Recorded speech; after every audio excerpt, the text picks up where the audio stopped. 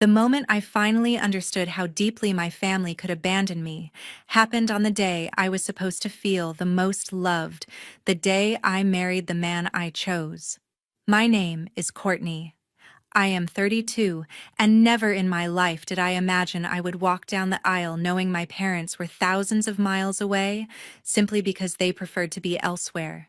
They were not stuck at work or facing any emergency. They were on a beach with my sister, smiling in photos posted online at the exact moment I stood in my wedding dress trying to steady myself.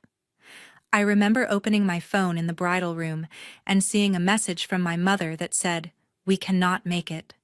The trip is already booked." No apology. No explanation.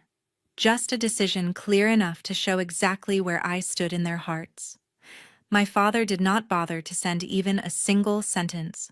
I stared at the screen while the makeup artist hesitated behind me, unsure if she should continue. All I could think was how many warning signs I had ignored over the years that led to this moment.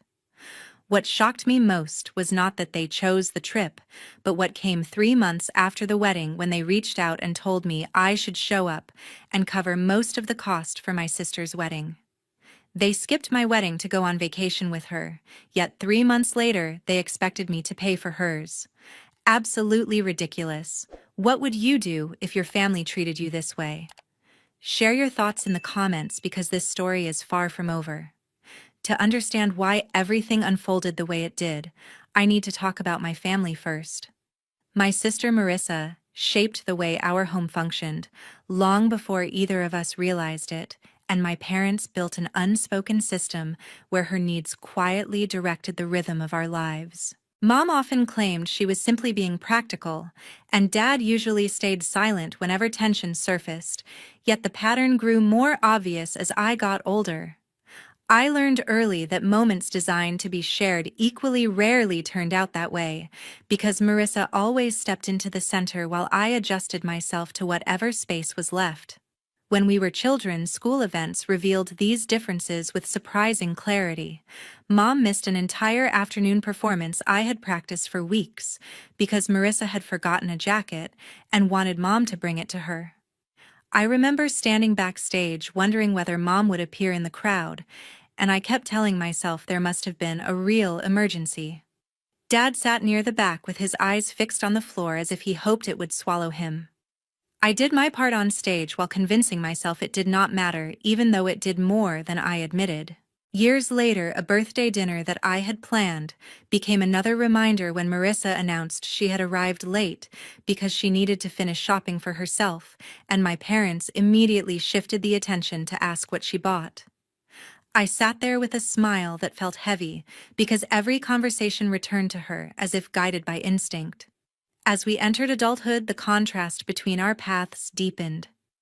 I moved to Orlando with a careful plan to support myself and build something steady. I worked long hours, earned promotions, and eventually settled into a life that felt reliable. Meanwhile, Marissa stayed close to Mom, and Mom supported each job change she made, even when it was her fourth position in 1 year. Mom often praised her for being resilient while I watched quietly because saying anything only turned into an argument about generosity and love. Dad continued observing from the sidelines and rarely offered opinions, which made me feel like he vanished whenever I needed him to take a stance. Family gatherings became an unintentional stage for repetition. Whenever I visited, the conversations drifted to whatever Marissa had been doing recently. If she took a short trip, the entire evening revolved around it. If she considered starting something new, the entire table discussed how exciting it sounded. When I shared progress at work, Mom said she was proud, but her voice carried the tone of someone acknowledging something necessary rather than something meaningful. I stopped expecting more because disappointment grows quiet when repeated over time. It settled into me like a habit I accepted without argument. Living away gave me perspective, though it also created distance I could never fully close. My life expanded as my responsibilities became my own, and I learned how much peace comes from relying on myself. Yet every holiday dinner reintroduced the imbalance I tried to ignore. Marissa arrived with new requests for help, and Mom immediately considered them reasonable. I rarely heard anyone ask how I managed my own challenges, and when I tried to explain that adulthood came with pressure I carried alone, Mom told me I had always been independent, as if that relieved them from understanding me at all. By the time I reached my early 30s, I accepted that the structure of my family was not temporary.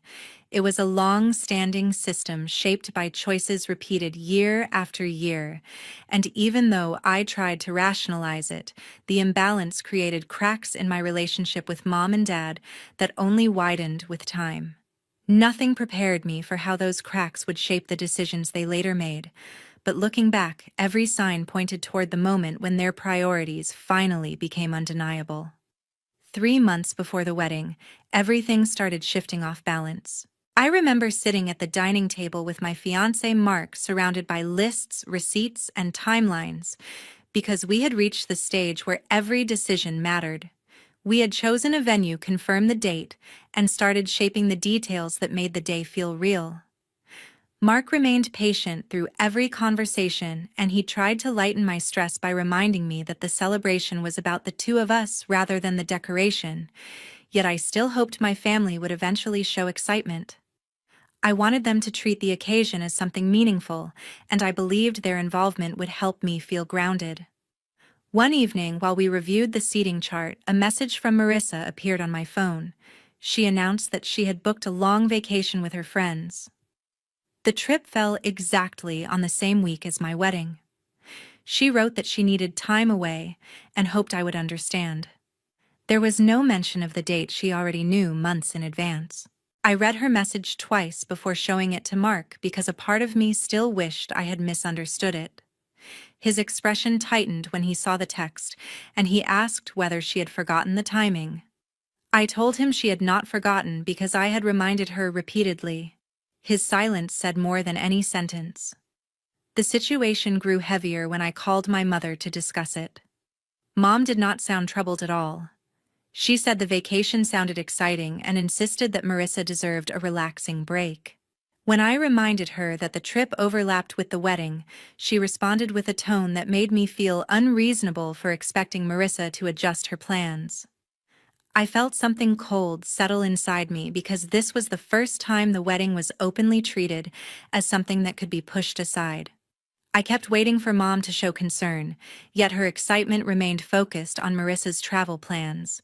Dad stayed in the background of the call and only spoke once to say he hoped everything would work out. His detachment felt familiar, yet it stung more than before. The following weeks became a quiet test of patience. Mark and I worked through the details without support, and I found myself handling tasks that I had once hoped to share with my family. Each vendor meeting carried a small ache because I could not shake the feeling that I was preparing for an event that mattered more to me than to the people who raised me. Mark noticed how tense I became and encouraged me to take breaks, yet I struggled to relax when my thoughts kept circling back to my parents and the silence on their end. I told myself not to expect what had never been consistently given, but disappointment rarely listens to logic. One Saturday afternoon, Mark suggested we stop by my parents' house to clear the air before my stress grew worse. When we arrived, Marissa was on a video call with her friends planning their itinerary. Mom watched with enthusiasm while giving suggestions for restaurants they should try. I waited for someone to acknowledge our arrival, yet the conversation continued as if we were visitors rather than family. When I mentioned the wedding preparations, Mom responded with a brief comment about being sure everything would be fine. Marissa lifted her head just long enough to say she hoped the event went smoothly before returning to her call. Mark stood beside me and offered a polite smile, but I could feel the tension in his posture. Later, when we got in the car, he told me he finally understood why certain memories still bothered me. His voice held both concern and frustration because he had expected my family to care more than they showed. That month revealed more than I wanted to see, and every interaction reminded me that the imbalance I tried to ignore had shaped my family for far too long. 2 weeks later, the tension within my family became far more visible as every conversation drifted in an uncomfortable direction that I struggled to clarify. I sensed a subtle change in the rhythm of their messages, because each time I shared an update about the wedding, the responses arrived with a distant tone that felt colder than I expected during such an important period. I tried to remain patient, yet a growing heaviness settled inside me, turning even the smallest exchange into a quiet reminder that something had shifted. The situation escalated when Marissa called one late Friday afternoon while I was reviewing the guest list with Mark. Her voice carried the same relaxed confidence she always used whenever she wanted something adjusted for her convenience. She chatted for a moment before dropping a suggestion that nearly made me lose my breath. She said the wedding week clashed with her upcoming trip, so I should consider moving the entire ceremony to a different date to protect her plans. I froze because her tone implied that my wedding was simply another event that could be rearranged for her comfort. Before I managed to answer, Mom joined the call with a level of enthusiasm that felt painfully misplaced. She spoke with a gentle tone, yet delivered a message that cut straight through me. Mom said, "You should be more flexible, honey." That single sentence settled on me like a confirmation of every fear I had ignored. She asked nothing about the venue, the deposits, or the work we had put into each detail. She offered no acknowledgement of how much the day mattered to me. Her only focus was ensuring Marissa would not face any inconvenience. Dad entered the call shortly after with his usual neutral attitude, avoiding any firm stance while offering vague comments that protected Marissa without explicitly saying so. His lack of support created a familiar ache because I recognized the pattern far too well. I waited for a moment of fairness from him, yet he remained distant while I struggled to navigate a conversation that had turned strangely surreal. Mark listened quietly beside me, absorbing every word with increasing frustration. Once Dad stopped talking, Mark leaned toward the phone and delivered a clear statement that carried more strength than anything said that afternoon. He said, "We're not changing our wedding date." He kept his voice even, yet the firmness within it filled the room. The silence that followed lasted only a short moment, though it revealed more than any argument could have expressed. That silence told me exactly who stood with me during this battle. Marissa eventually broke the quiet by shifting to what she called a compromise, although no part of it resembled anything reasonable. Instead of asking me to move the entire wedding, she suggested altering the rehearsal or adjusting the timing of the reception so her vacation schedule could remain untouched. She listed examples with an air of practicality, yet the proposal sounded so inconsiderate that I had to meet Mark's eyes to confirm I had not misunderstood. I explained that the arrangements had been finalized long before her trip existed, and any change would cause unnecessary expense and confusion. However, Marissa insisted that I should understand her situation because she had been looking forward to the getaway for months. She framed it as if I was the one creating conflict, even though I had not shifted a single detail since the engagement.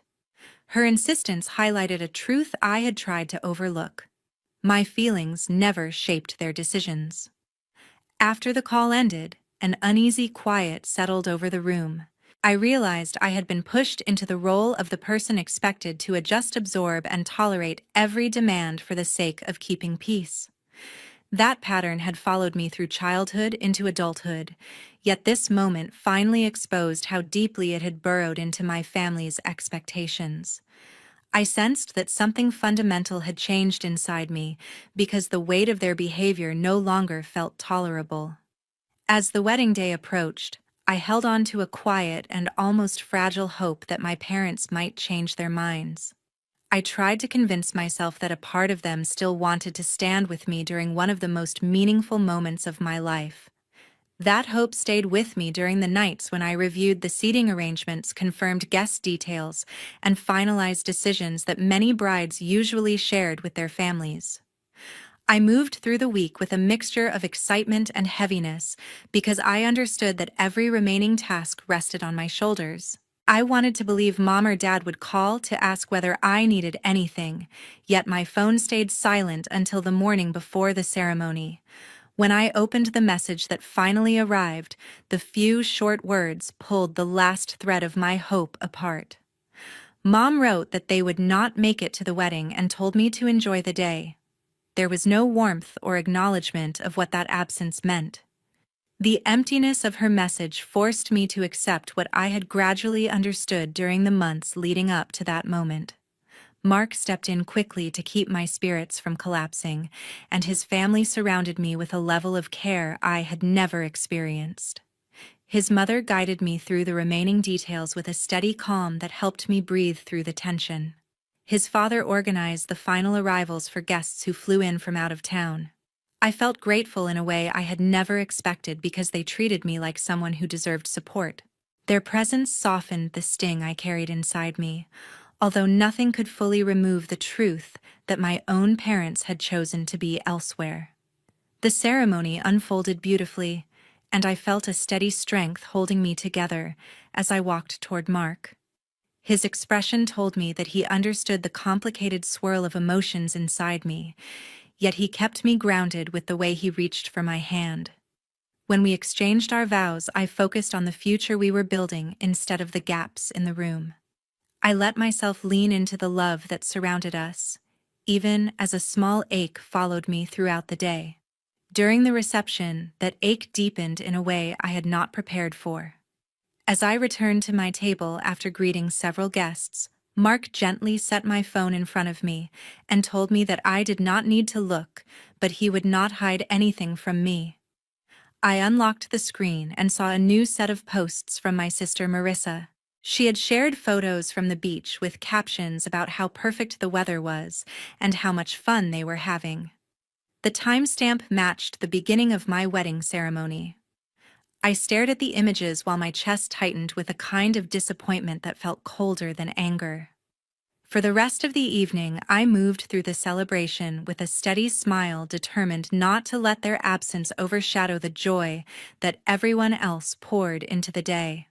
Still, the contrast between Mark's supportive family and the silence from my own grew sharper with each passing hour. I understood that their decision went beyond a scheduling conflict or a misunderstanding. It reflected a truth I could no longer deny. When the night ended and guests began leaving, I sat beside Mark and allowed myself to acknowledge the pain I had pushed aside. I thought about every moment when I had tried to earn a place in my family's priorities, and for the first time I felt no desire to try again. That clarity shaped a decision that settled firmly in my mind. I chose to cut off contact with Mom, Dad, and Marissa because I finally saw how deeply their choices had defined my entire relationship with them. I stepped into married life with the understanding that removing myself from their patterns was the only way to protect the peace I wanted to build with Mark. 3 months after the wedding, I finally felt the rhythm of my life settling again. The quiet in our home no longer reminded me of the absence of my parents, but reflected a peace that Mark and I had created for ourselves. We both returned to our demanding schedules with a sense of partnership that made the days move steadily. I found focus in my work again, and Mark often reminded me that stability was something we were allowed to enjoy without apology. Our evenings were simple, calm, and free of the emotional tension that had weighed on me for years. That calm shifted one Thursday afternoon when my phone began vibrating in a way I recognized instantly. The contact name on the screen made my stomach tighten because I had not seen it appear since the wedding. It was Mom. I hesitated before opening the message, and for a brief moment I wondered if she wanted to mend something or acknowledge how deeply her choice had cut me. Instead, her message was short and strangely formal, as if nothing painful had occurred between us. She wrote that she hoped I was doing well and that there was something important she needed from me. The neutrality of her tone unsettled me more than anger would have. Within a minute, another message arrived from Dad, who had been silent for months. He repeated the same phrasing almost word for word, which told me the two of them had coordinated it.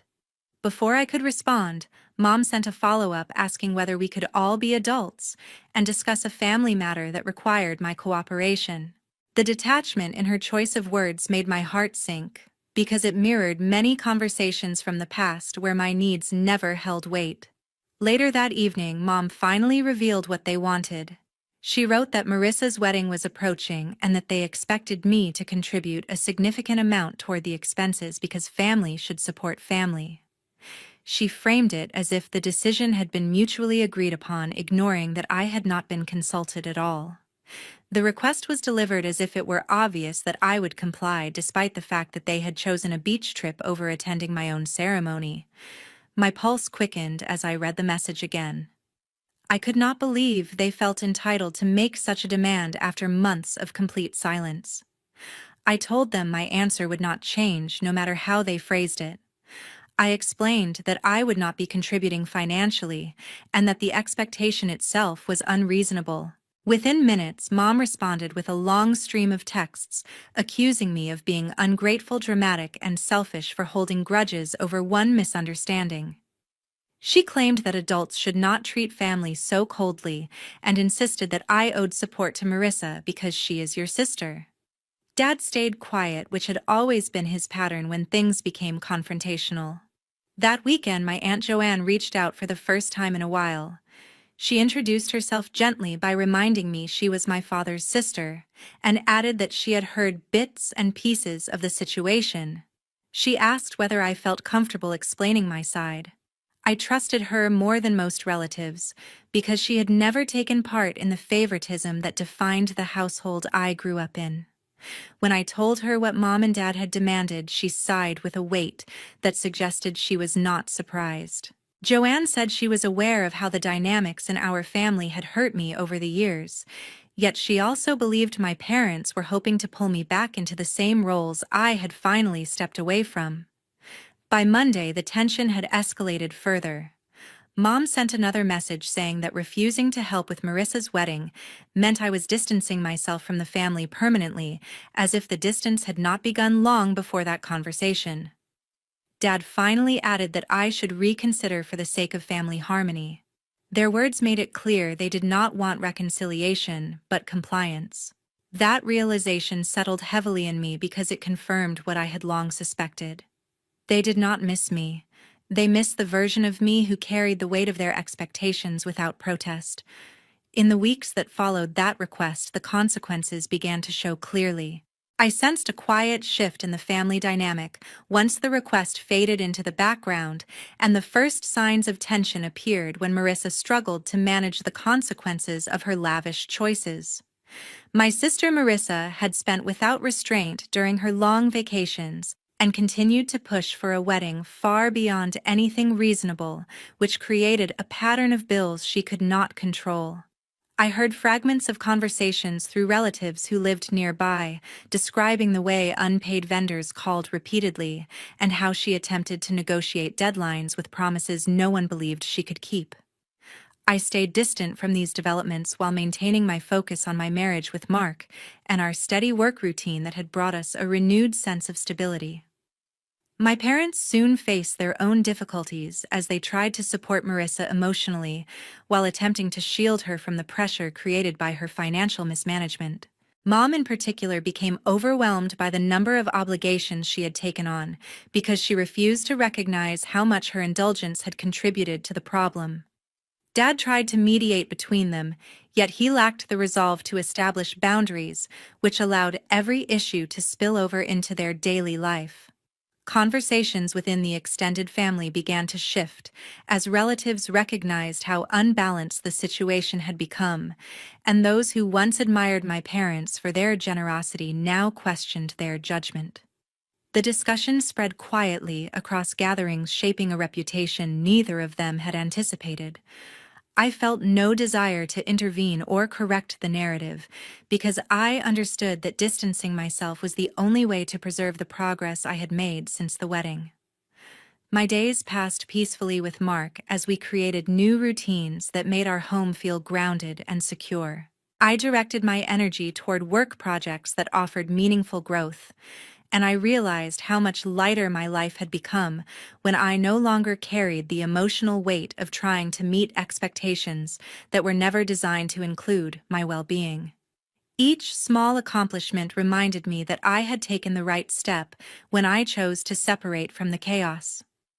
My Aunt Joanne, who had always remained neutral, contacted me one afternoon and spoke in a calm tone that revealed how much she had observed without judgment. She explained that the tension among relatives had reached a level my parents could not ignore, and shared that several family members believed the consequences were a natural result of years spent prioritizing Marissa. Her insight helped me understand that the situation had grown larger than a simple disagreement, and that everyone involved was confronting the consequences of long-standing patterns. Although Joanne never pressured me to re-engage, she encouraged me to continue protecting the life I had built, which reaffirmed my commitment to maintaining healthy distance. As the weeks unfolded, Mom and Dad appeared to understand that I had stepped away from their influence completely, and they no longer attempted to draw me back into the imbalance that had once consumed our relationship. Their realization came not through confrontation, but through the gradual understanding that I was no longer available to shoulder responsibilities created by choices I had not made. I recognized the relief that accompanied this shift and allowed myself to accept that stepping away had been the most important decision I had made for my own well-being. 1 year after the wedding, I looked back at everything. A gentle shift had settled into my life in Orlando, and the calm surrounding me felt genuine rather than forced. I woke each morning with a sense of steadiness that had once seemed unreachable, and I often found myself surprised by how natural it felt to live without the weight of old expectations pressing on my shoulders. Mark and I created a rhythm that supported us without draining either of us, and our home slowly became a place where peace did not feel temporary or fragile. I learned to enjoy the quiet moments that used to be crowded with anxiety, and I welcomed the freedom that came when I no longer braced myself for criticism or sudden demands. Meanwhile, my sister Marissa struggled with the consequences of the choices she had insisted were harmless. Her extravagant trips and impulsive spending created a financial mess she tried to manage in ways that grew more complicated with each passing month. I heard pieces of the story through extended relatives who still kept an eye on family dynamics, and they mentioned the tension that rose whenever her future wedding plans came up in conversation. The unraveling of her relationship with her fiancé happened quietly at first, then gained momentum as the pressure mounted around expectations neither of them could meet. Mom and Dad faced their own difficulties, and the cracks in their decisions began to show in ways they could not hide from people around them. Their neighbors and local relatives noticed how often they defended choices that no longer made sense, especially when those choices had isolated them from the daughter who had once tried to please them. The community gossip did not surprise me, yet I refused to involve myself. I stayed detached, neither comforting them nor adding fuel to the growing conflict. It felt strange to watch everything unfold from a distance, but it also felt like the safest place for me to stand. My work flourished during this time, and the stability in my career mirrored the stability I felt at home. Each new achievement built a quiet confidence that had been weakened by years of subtle comparisons and dismissive remarks. I no longer needed validation from people who had failed to offer it when it mattered most. The contrast became even clearer one afternoon when I ran into a distant cousin at a cafe in Orlando. She mentioned that my parents often spoke about how independent I had become, a word they rarely used before. I realized their attempts to minimize me no longer held any influence, and that small moment confirmed how far I had moved beyond their reach. A part of me wondered if reconciliation would ever feel necessary, but the thought faded each time I remembered the peace I now protected. My boundaries had reshaped my entire life, and I refused to let anything disturb the clarity I had gained. Learning to set firm boundaries became the turning point that changed not only how I lived, but also how I saw myself. Walking away from environments that dismissed my worth allowed me to rebuild my confidence without interference, and I finally understood that distance can be a form of protection rather than punishment. Letting go of unhealthy patterns became an act of respect for my future, and the life I created proved that choosing peace is not selfish. Thank you for listening to my story and sharing this moment with me. Every journey toward healing is different, and I hope mine encourages you to trust your own boundaries. I would love to hear your perspective, so feel free to share your thoughts or experiences in the comments. Your voice matters here.